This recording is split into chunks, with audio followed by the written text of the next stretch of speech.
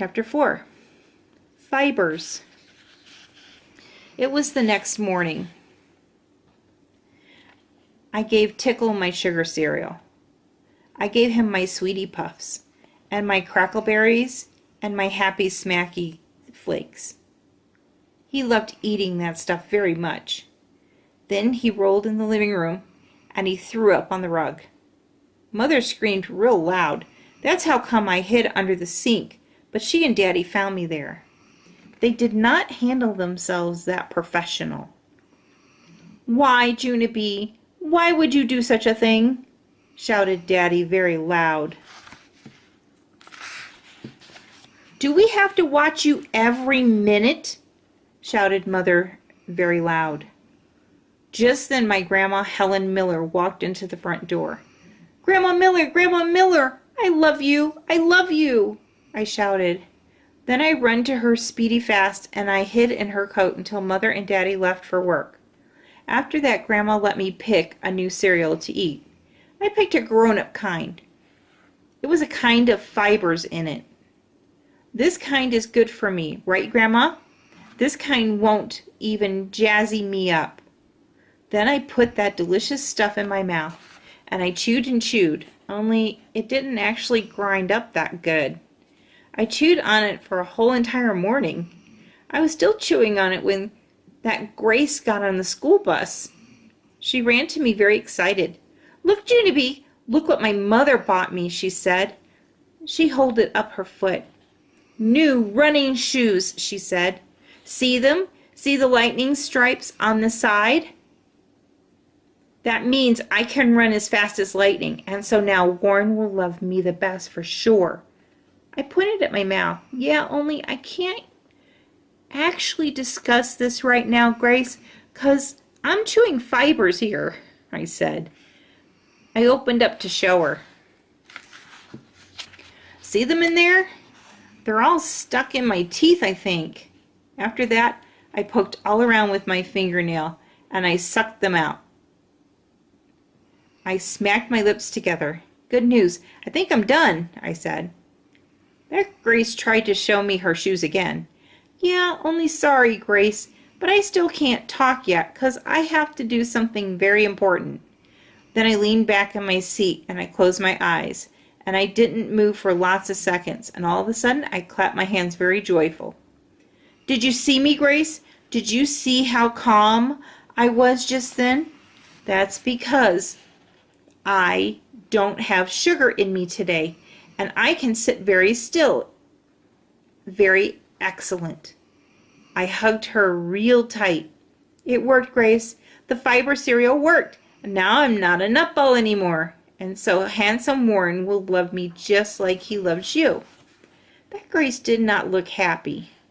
She bent down and dusted her new shoes. I bent down there with her. "How come you're not happy, Grace? How come you're not happy that he will love me too?" I asked. She did a huffy breath. "You're breathing on the shoes," she said. "Don't breathe on the shoes." Just then the bus stopped at school. I looked out the window and clapped my hand real thrilled. "Grace, Grace, I see handsome Warren. He's at the water fountain, and Lucille isn't even there yet." All of a sudden that Grace's face got very perky.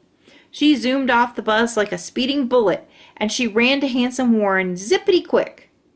I could hear her shouting all over the playground. "Look, Warren, look at my new shoes," she yelled. "They have lightning on the sides. See?" She was running in circles around the handsome guy. "Want to have a race?" she asked him. "Want to see how fast I am? Bet you can't beat me, Warren. Bet you can't beat me in a race." And so just then handsome Warren and that Grace raced all over the playground, and he couldn't even beat her. He came back very pooped. "Wow," he said. "You're the fastest runner I've ever seen. Maybe someday you'll be in the Olympics." "I will, Warren," said that Grace. "I will be in the Olympics someday. Want to race me again, huh? Do you?" Just then Lucille popped in out of nowhere. She had on her beautifulest dress I ever saw. She spinned all around. Ooh, Lucille, you look like a royal highness in that thing, I said. I know it, she said. This is the kind of dress that princesses wear. It is made out of rich red velvet. She twirled in front of the handsome Warren. This dress cost over $150, not including tax, she said. All of a sudden, handsome Warren's eyes got big and wide. Wow, you must be the richest girl in the whole school, he said. Lucille fluffed her hair. I am, she said. I am the richest girl in the whole school, Warren. Guess how much my shoes cost.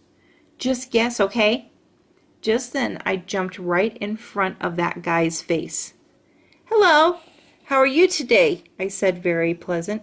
I am fine and calm. He backed up from me. Yeah, only you don't even have to be afraid, I said, 'cause I ate fibers for breakfast, and I am so calm, I could go to sleep probably. Want to see me, huh, Warren?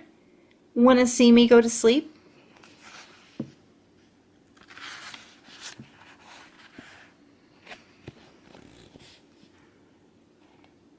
I plopped down in the grass. Look, Warren, see me down here? I am not even laughing and rolling. I am just being calm, and that's all. I put my head on the ground. Watch me go to sleep, Warren. Watch me. Watch me. I closed my eyes and opened them again. Did you see that, Warren, huh? Did you see me go to sleep? See, I told you I was calm, didn't I, huh? Didn't I tell you? Handsome Warren looked and looked at me.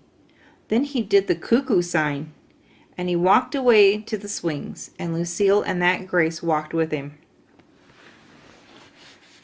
Chapter 5. Hooray for Princess Clothes.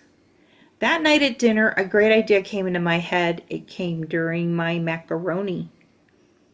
Hey, I just thought of it, I shouted. I just thought of how to get that handsome guy to love me. I stuffed in more macaroni. Hurry, everybody. Eat, eat. We gotta get to the mall before it closes. Just then 2 macaronis fell out of my mouth and onto the floor, and my dog named Tickle ate them. Daddy made a face. Hey, hey, hey, slow down. What's the hurry, he said. We gotta get to the mall. That's what's the hurry. We have to buy me a princess dress. Plus also I need some shoes with lightning. Mother and Daddy looked funny at me. That's how come I had to explain all about handsome Warren and how he loves Lucille's princess dress and how he loved Grace's fast shoes. And so now I will get a princess dress, plus also I will get shoes with lightning. And then Warren will love me too. I wiped my mouth with my hand. Then I quick jumped down from my chair. "'Scuse me, please. 'Scuse me from the table, 'cause I'm all filled up." I ran down the hall and zoomed into the nursery. The nursery is where the baby brother named Ollie lives. "You guys do the dishes," I hollered to Mother and Daddy. "I'll put Ollie's sweater on his head, 'cause that will save us time, I think." I quick climbed into Ollie's crib. Then I tried to pull the baby's sweater on him, only his giant head didn't fit through the hole. He waked up from his nap.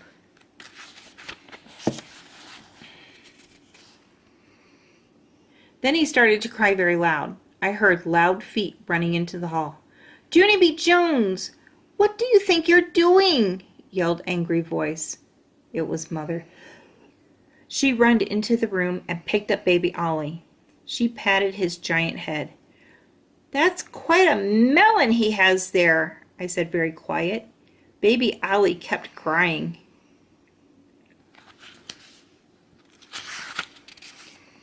"Want me to get a leash?" I asked Mother. "Let's put him on a leash, okay? 'Cause he is all jazzied up, I think. And so how will he ever control him at the mall?" Mother rolled her eyes back in her head. "We're not going to the mall, Junie B," she said. "We're not going anywhere." I stamped my foot. "Yes! We have to! We have to go to the mall to get my princess dress and my shoes with lightning, or else that boy will not love me, I tell you." Mother closed her eyes. She did some deep breaths. Her voice got softer. Okay, I want you to listen to me. And I want you to listen carefully, she said. You don't make friends by wearing new dresses or shoes with lightning. You make new friends by being fun to be with, and by being nice to people, and by caring about their feelings. She lifted me out of the crib. And honesty is important too, Junie B, she said. You have to be honest with people, and that means that you can't pretend to be someone you're not. She smoothed my hair. You're not Lucille, Junie B, and you're not Grace either. You're just you. You're just Junie B. Jones, and believe me, that's big enough job for anyone. I did a sniffle. Also, I did a snort and a swallow. Yeah, only I know I am Junie B. Jones, I said. I just want to be Junie B. Jones in a princess dress.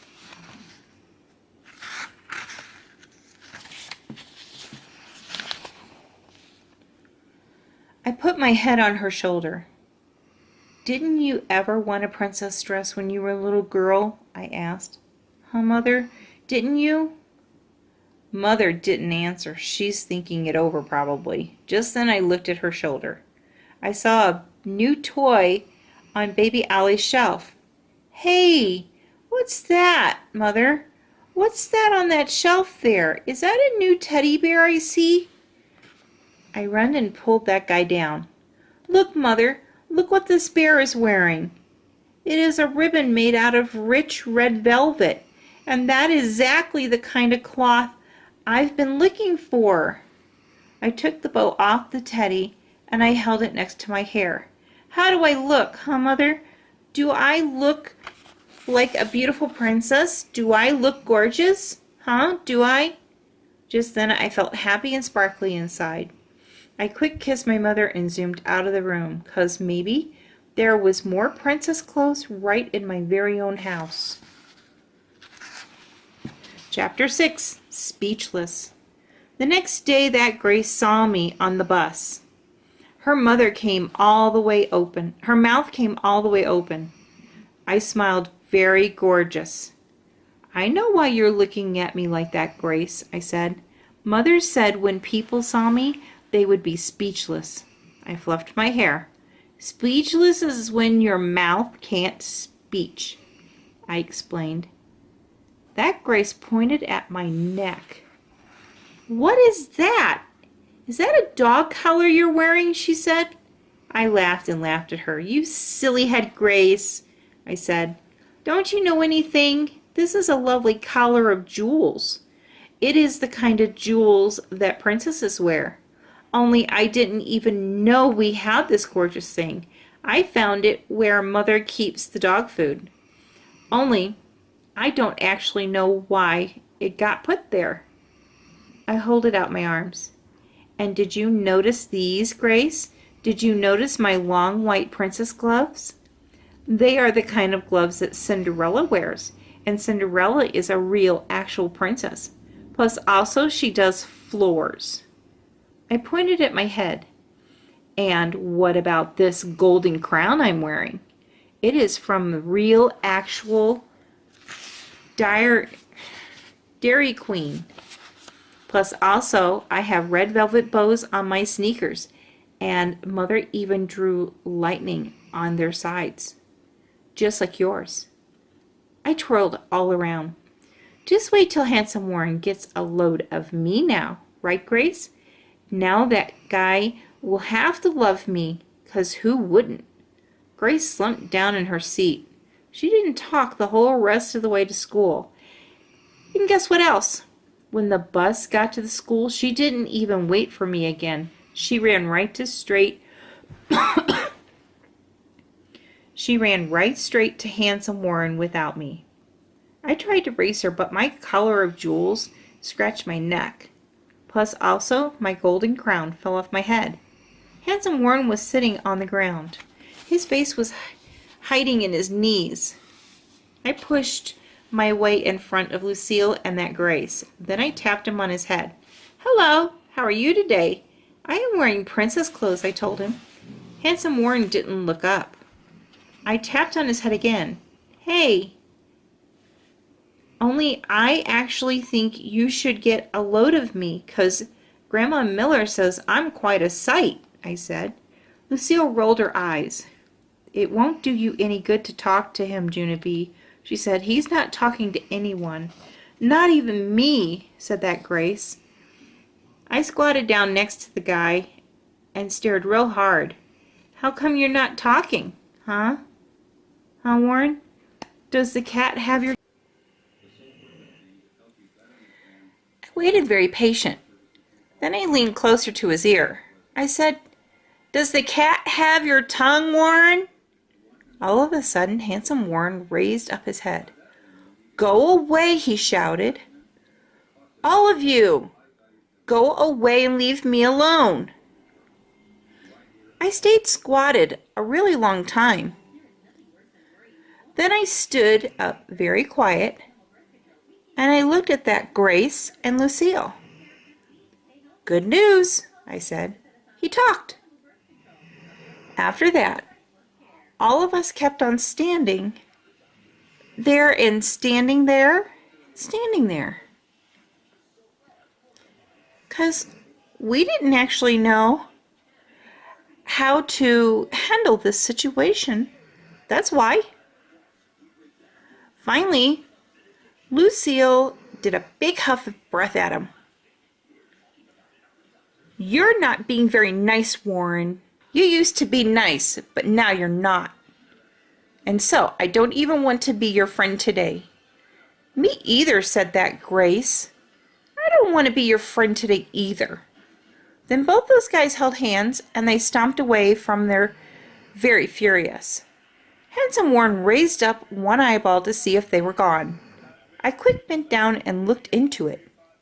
"Hello? How are you today?" I said. "I am wearing my princess clothes." Handsome Warren did a groan. Then he closed his eyeball and he hid his face again. Chapter 7. Knock knock.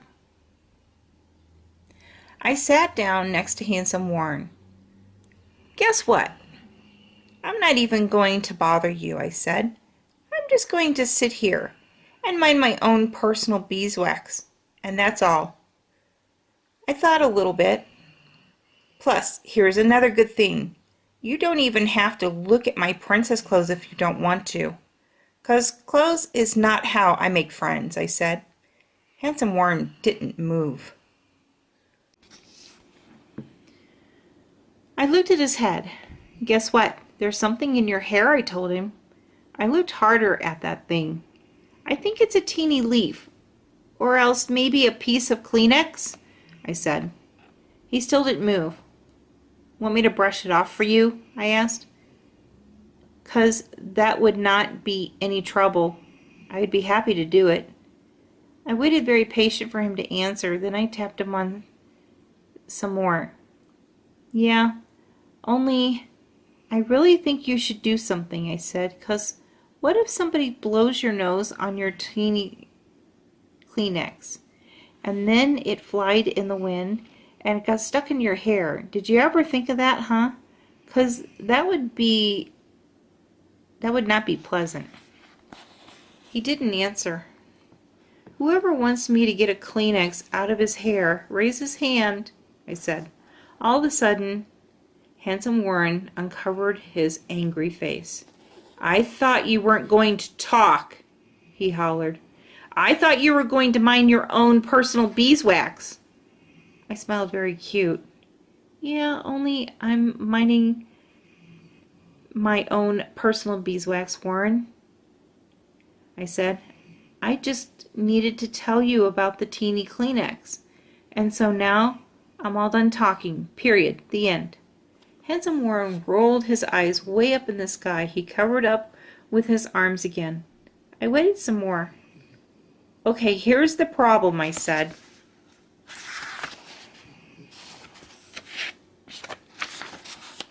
"The teeny Kleenex is still there, and so how would you like me to handle this?" Handsome Warren put his hands over his ears. "Stop it," he yelled. "Stop talking to me. Why are you sitting here anyway? Why don't you just go with your stupid friends and leave me alone?" "'Cause I'm being nice, that's why," I said. "Plus also, I am understanding your feelings. On account of my mother said that is how I make friends." Handsome Warren did a grouchy face. "I am not your friend," he said. "I don't have any friends at this school. All my friends were at the other school. But then my dad made me move here, and now nothing is the same. I hate this place. I hate it. I hate it." Then he quick hid his head in his knees again, and he started to cry. He tried to quit, only I still could hear him sniffling in there. It made me feel sad inside. I patted him very gently. "Sorry, Warren. Sorry you feel bad. Sorry. Sorry," I said real soft. Just then a good idea popped in my head. "Hey, I know. Maybe I can get you a Band-Aid. Would you like that, Warren? 'Cause sometimes Band-Aids make things better. Or else, here's another idea. Maybe I could tickle you, 'cause tickling makes you laugh, right? And so I would be glad to give it a try." Knock, knock. I jiggled him.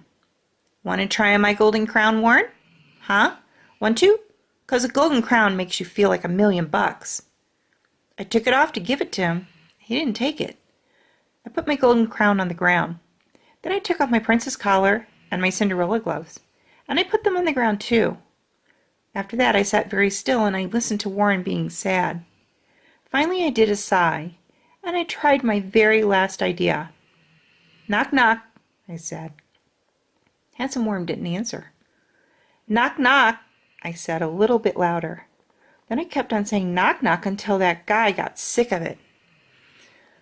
"Oh, all right. Who's there?" he grouched. "Hatch," I said. "Hatch who?" said Handsome Warren. "Ha ha, made you sneeze. Get it, Warren? Get it? You said hachoo. Do you get it?" "Knock, knock," I said again. Handsome Warren peeked one eye at me. "Who's there?" he said. "Ash," I said. "Ashoo," said Handsome Warren. "Ha ha, I did it again, Warren. Made you sneeze again. You said ashoo, and so that was another good one, right?" Handsome Warren raised up his head. His face didn't look as mad. "Knock, knock," I said. "Who's there?" said Handsome Warren. "Kook. Kook who?" he said.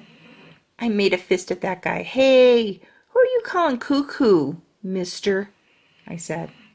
Just then Handsome Warren did a teeny smile. He waited for a second, and then he smiled some more. "Knock, knock," he said. "Who's there?" "I see," said Handsome Warren. "I see who?" "I see London. I see France. I see Lucille's underpants," he said. I clapped and clapped. "Me too, Warren. I saw those things too, 'cause that crazy kook is always touring around in those bouncy dresses, that's why." All of a sudden my whole face lighted up.